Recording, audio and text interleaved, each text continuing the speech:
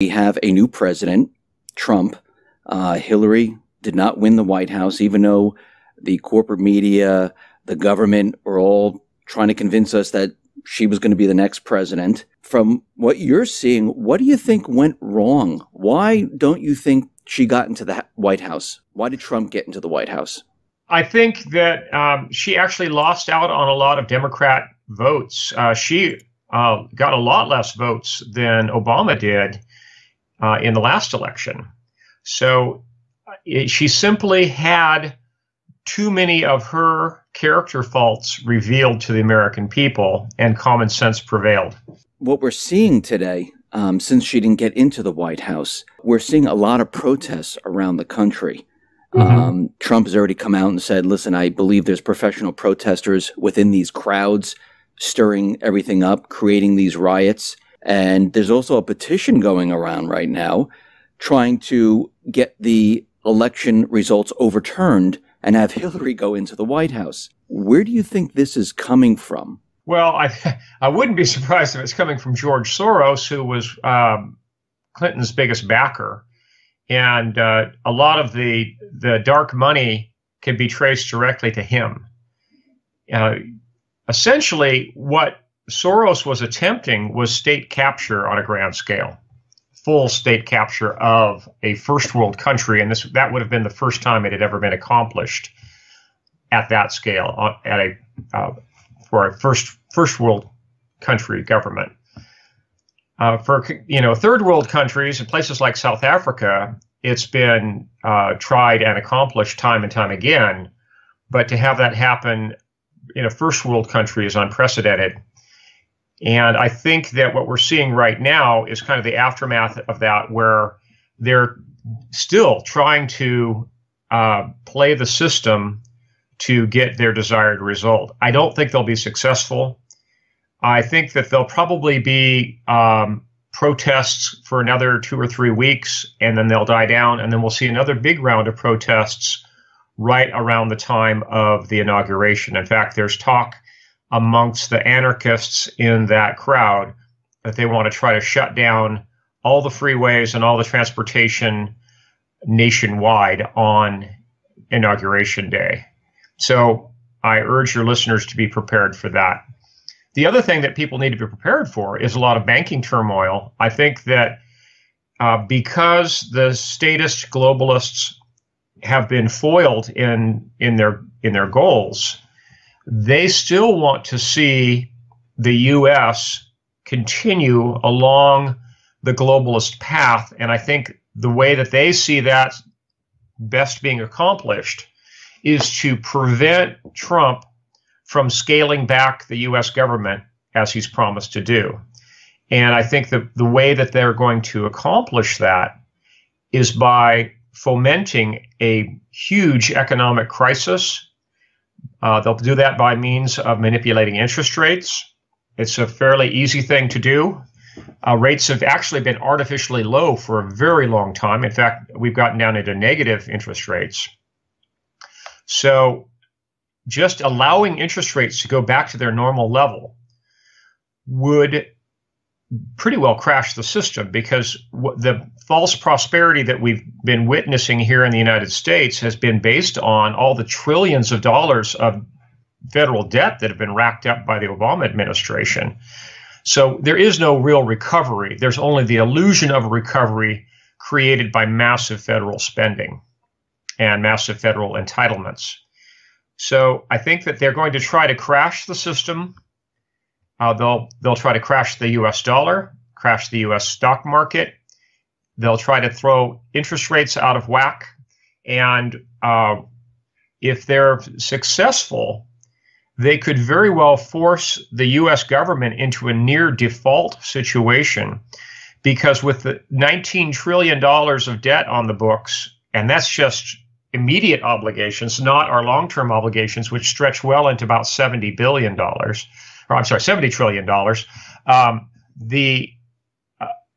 They could very well, by raising interest rates, push the U.S. government into a position where they can no longer service the national debt without resorting to inflation. And I think that is their goal. By creating economic instability, they will basically, I think they're hoping to stop Trump from scaling back the size and scope of the U.S. government, prevent him from eliminating all those federal agencies like the EPA and the Department of Education, which really are unconstitutional and which Trump has promised to do away with. If they create a crisis big enough to do that, I think their goal is to throw a monkey wrench into Donald Trump's plans. And I'm afraid they might be successful at it. So all of your listeners need to be prepared for that. And in the short term, people need to be prepared for deflation. And in the long term, they need to be prepared for simultaneous deflation and inflation. Deflation in some sectors, mass inflation in other sectors. It's going to be an unprecedented situation. It's going to be horrendous. There'll be huge job losses, huge defaults. There'll be people losing their homes in at least the deflationary stage of it. And then when we flip over into mass inflation, we'll have a situation very similar to the opening stages of my first novel series, the Patriot series.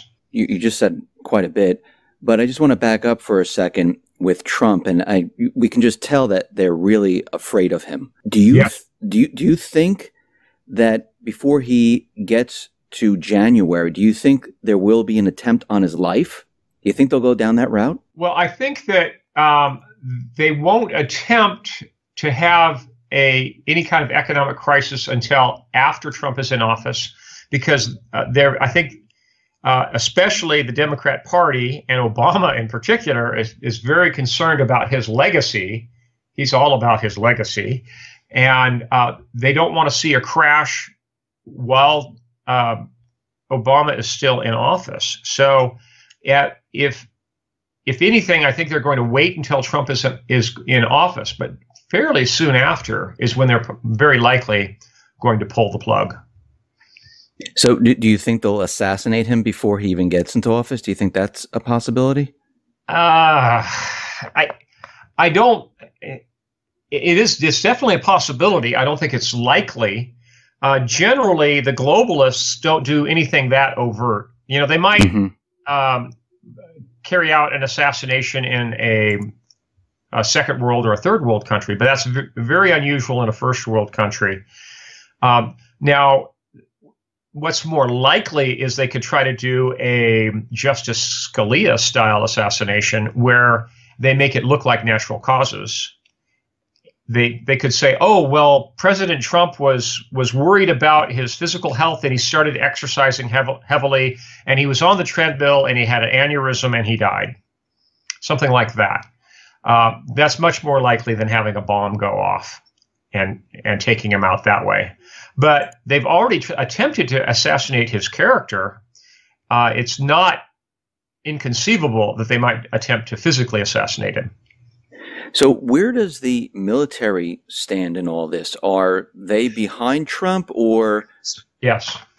Yes, I think that the military, by and large, will back Trump. And we have a very apolitical military. It's ever since World War I, the military has structured itself in such a way that they're completely divorced from politics. And that's why in a lot of countries, there's always the lingering threat of a military coup. That really doesn't exist in the United States in part because of the professionalism and the professional education of our military, which puts service to the Constitution first. And as long as we have at least a quasi-constitutional government, the military will always remain loyal to the government. Let me ask you this. Do you think this entire election, do you think this was a silent coup in the works? I mean, we heard rumors of this where there were certain individuals. If anything, if you want to use the term coup, it was a quiet attempted coup and then a counter coup. Because what we really have was the American electorate speaking and saying, we're tired of all this globalism. We're tired of statism. We're tired of the good old boy network. We're tired of the almost interchangeable Republican and Democrat parties.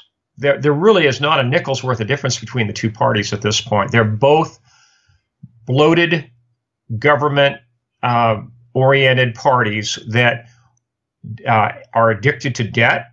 They're addicted to big government, statism, regulation, and unfortunately, increasingly, a surveillance state. They're both fully committed to it. So I think what we saw in the election was a rejection of that whole philosophy. And hopefully, President Trump will have the opportunity to reverse a lot of that. And he'll have a bit of breathing room to make that happen. But with, my personal prediction is that they're going to foment a economic crisis that will at least delay, if not unravel completely, Trump's plans to scale back the government. You don't think Trump will be able to stop this economic collapse that's coming right now? No, I do not, because the collapse is long overdue. We're trillions and trillions of dollars in debt, both public and private. We have a debased currency. We have no real manufacturing base left in the country. And we have a dumbed down electorate that is dependent on not just government aid, but also medication for a huge segment of the population. So if we were to see an economic crisis, if we saw a collapse in the dollar, a spike in interest rates, a collapse in the stock market, I think our society would basically come unglued. And unfortunately, it might push President Trump into the position of actually needing more government, which is everything he stands in opposition to. If you look at the globalists and the way they've played their game for the last 50 years, they always pursue strategies and tactics that result in multiple gains. And for them, the biggest gain is more government. When this collapse happens, do you think the corporate media, the deep state, do you think they're going to turn around and try to blame this on Trump? Oh, of course, yes. They'll say, this is like Brexit being played out again, and the stock market instability was caused by nervousness about Trump's policies, and Trump's threat to reduce the tax base is what caused the crisis and caused a loss of confidence in the U.S. dollar. They'll blame it almost entirely on him, or they may even go all the way back to Bush. They'll just skip over the 8 years of Obama. You talked about inflation and deflation. When we talk about inflation, how bad is that going to get for the people? We could see at least double-digit, if not triple-digit inflation. And if it runs its own course, like it has in Venezuela, the problem with mass inflation is once it gets started, it becomes a self-fulfilling prophecy. And you have inflation built into the system. So once that steamroller gets going, it's very hard to stop it. The expectation of further inflation is inflationary just in itself. Do you see the credit market breaking down? Because a lot of people have been talking about bare shelves in the supermarket, credit freezing up, supplies not getting to where they need to go. Do you see that occurring also? Well, in we're going to have a really curious, unprecedented situation where we have deflation followed by mass inflation, but still some deflation in some sectors such as housing. And also corporate real estate, I think, will also be in a deflation. But it's going to be a strange situation where through a credit crisis, we could see liquidity dry up. But at the same time, with high interest rates, we could see price inflation at the consumer level, especially for things like food and fuel. So it's going to be a really strange situation. It's going to be a whipsaw effect where people are alternately hit by both inflation and deflation. They're going to see consumer prices go up, but their wages may actually be stagnant, and the value of their land, their property, going down. We could see deflation in that sector. So it's going to be a just absolutely terrifying situation for most Americans, and the only Americans that will be insulated from that will be Americans who have diversified into tangibles and into precious metals. The rest of the country that they're so stuck in the system, they really haven't been preparing. They have no knowledge that this is coming. Could we see chaos on the streets, riots? Where people, get so upset and so angry. Do you see that happening? Yes. If there's any disruption in either the supply chain to the supermarket shelves or a disruption of people's income to the point where they can't afford to buy groceries, there's nothing like hunger to inspire angry mobs. It's happened before, and unfortunately, it will probably happen again. And how will the government react to this? What do you think they will do at that point? Unfortunately, I think that the natural reaction will be a crackdown on the rioters and promises of an endless supply of EBT cards, where they'll create a massive dole. It'll be like the Depression of the 1930s, but inflationary. And instead of bread lines, you will have kind of a invisible depression where people are handed out EBT cards. So, right now, when you go through the checkout line of a grocery store, there's no longer the stigma of food stamps. People are using EBT cards, and you have no way of knowing when the person ahead of you in line is using a credit card or whether they're using an EBT card for their purchases. I think they'll probably push that into high gear, which unfortunately is going to result in even more government debt that will make the whole system even more unsustainable in the long term. So even if they're able to prop things up, we're going to be in a worse situation than before. So throughout all of this, what happens to the dollar? Will the dollar still exist? Many people are talking about a brand new currency. Yeah. What's your view on this? Well, I think that the real goal of the globalists is to have not just electronic currencies for individual governments, but a global digital currency. And if that happens, then it'll be completely out of the control of even the Federal Reserve. The Federal Reserve will just be, just one member of a much larger body making monetary policy. Unfortunately, with a digital currency, you end up with a number of aberrations from the historical norm. One is you have total transparency of all purchases, which means the privacy of purchases disappears. There would be 100% tracking of virtually everything that everyone buys, and that will be added to the dossier that's already being built on every American. Not only will all of our relationships be revealed by social media, but every purchase we make will be tracked. The other scary thing about a digital currency is because it's not in minted coin and printed paper, it opens up the opportunity for governments to carry out mass inflation and simply drop a digit off the end of the currency once every few years as a hidden form of taxation.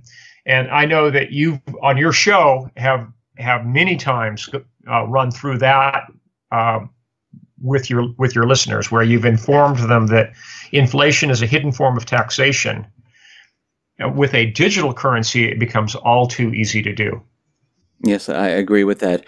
Now, I was just thinking, if the central bank, the deep state, they crash the system, do you think at that point, when everything is in chaos and the system's coming down, do you think they will make their move to take back the government, to take back the system at that point? I mean, what is the central bank going to do when this whole system's coming down? Because they're going to step forward and most likely do something. Yeah, they'll step forward and say, "Oh, well, it's total chaos.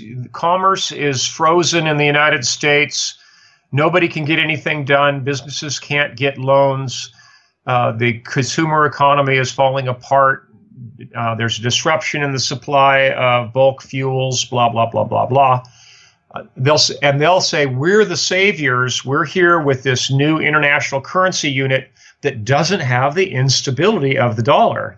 And this new unit, which we're going to refer to as the whatever, they'll pick a trendy name for it, will be the salvation of this economic dilemma.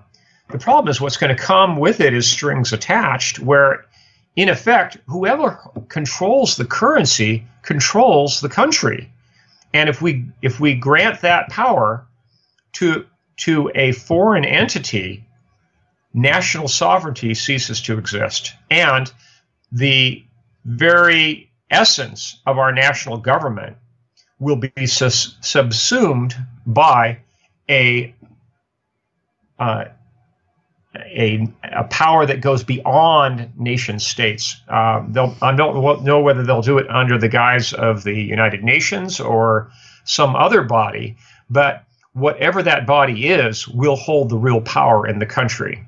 And everything else will simply be window dressing. Central bankers, the deep state, in the past couple of years, and just recently before Trump was elected, they were pushing for war. I mean, to me, it was completely obvious. Most likely they were trying to get a war started with Russia, maybe China. Do you still see that we're headed towards war, or because Trump has been elected, everything is now completely changed? We're going in an opposite direction. Things have changed slightly, but there's still war drums beating, especially in Syria and still in the Ukraine, and to a lesser extent also across the straits between China and Taiwan. I think there's still war drums beating. I don't think that war is quite as likely as it was as if Clinton had been elected, because Clinton was promising to institute a no-fly zone over northern Syria, which had a very high likelihood of bringing the U.S. into direct confrontation with Russia. I think our relations with Russia will probably be better, but again, we're talking about internationalists, statists, collectivists who are absolutely ruthless, and they don't care if it takes crashing the economy or bringing the United States into either a regional war or a third world war for the sake of them consolidating power. They're willing to do that. So we need to be prepared for that. It's, if anything, your listeners need to redouble their efforts to stock up their families. It's time to stock up, team up, and train up, because the risks now are manifold. They're greater than they ever have been. So you don't think the deep state, you don't think they're just going to retreat and say, okay, we lost this. Let's cover our tracks. Let's leave the country.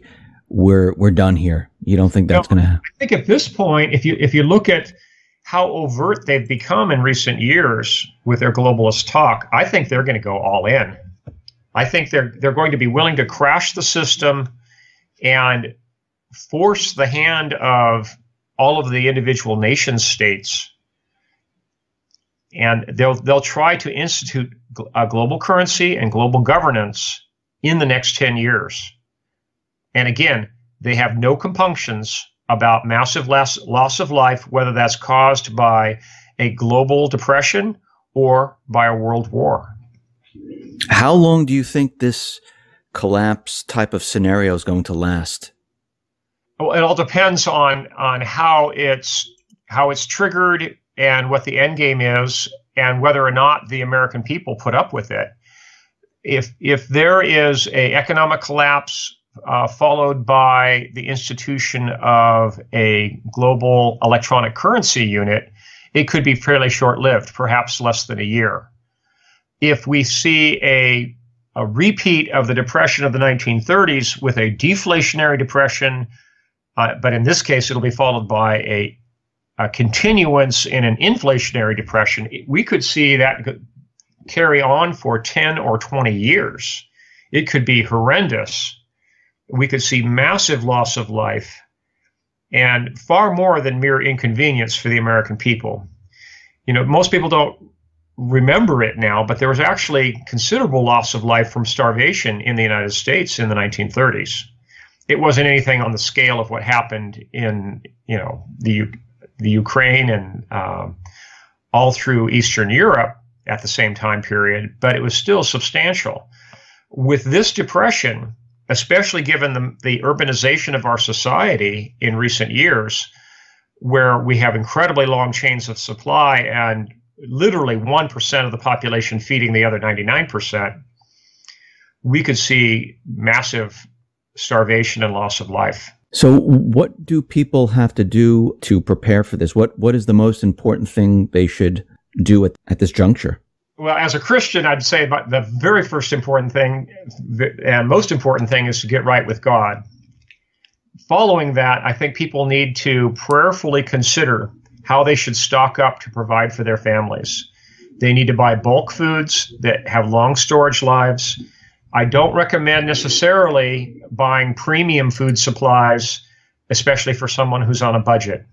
You can get by with simply stocking up on wheat, rice, beans, honey, salt in quantity.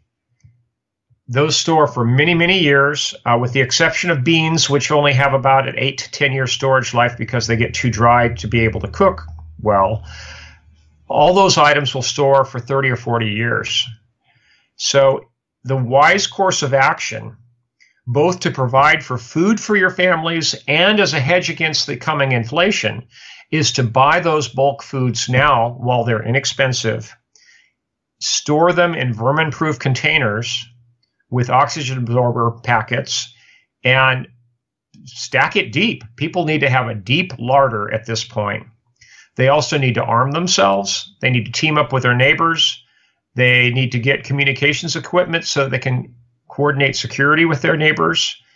And they need to get training in things like first aid and small unit tactics and firearms training. There's a lot that needs to be done. Most of your listeners have already heard this before. I suspect that some of them have been dawdling.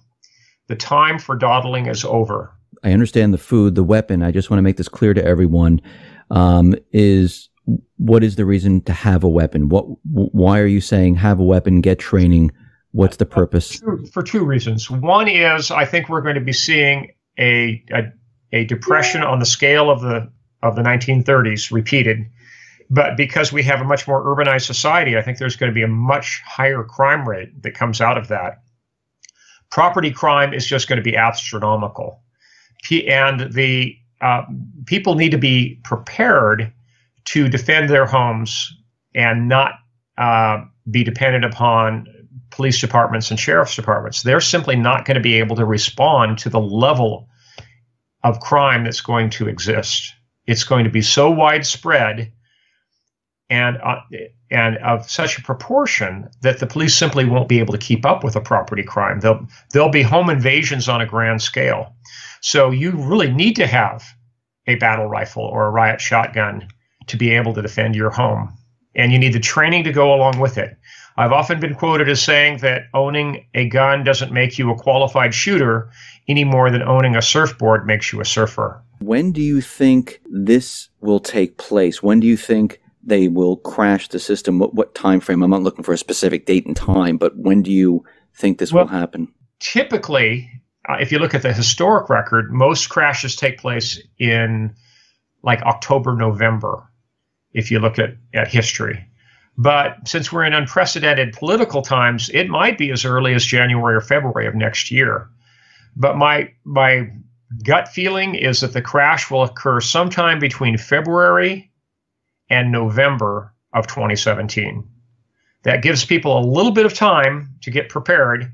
You need to hedge. You need to hedge into small silver that you physically hold at home, perhaps a bit into Swiss francs, because I think that one of the immediate effects, just like the Brexit vote, one of the immediate effects of the Trump election is going to be a decline in the US dollar on the Forex.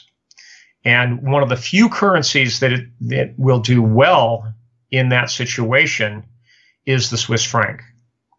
And I would recommend not only for your listeners who have PayPal accounts to immediately, if they carry a positive PayPal balance, they should convert about 80% of that into Swiss francs. You can do that with just a few keystrokes by logging on to paypal.com, click on currencies, and switch the majority of your positive balance into Swiss francs. That's something they can do just minutes after listening to this conversation.